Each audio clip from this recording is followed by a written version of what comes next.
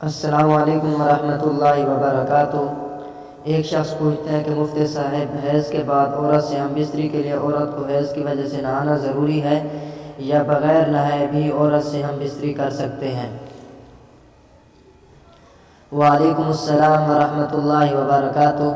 جناب محترم، عورت کے ماہواری سے پاک ہونے میں تفصیل یہ ہے کہ اگر حیض اپنی پوری مدت یعنی 10 دن میں ختم ہوا ہے تو خون کے منقطع ہوتے ہی غسل سے پہلے عورت سے ہم بستری کرنا درست ہے، اگرچہ بہتر یہ ہے کہ غسل کے بعد ہی ہم بستری کر لیں۔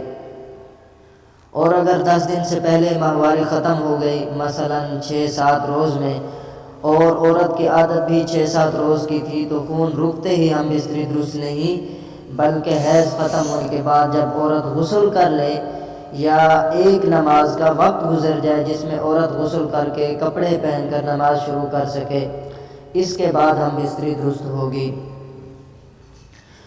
اور اگر عادت کے ایام سے پہلے ہی خون بند ہو گیا ہو تو اس صورت میں عادت کے ایام مکمل ہونے سے پہلے ہم بستری کرنا درست نہیں ہے۔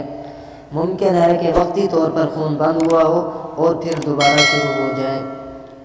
واللہ تعالی اعلم بالصواب۔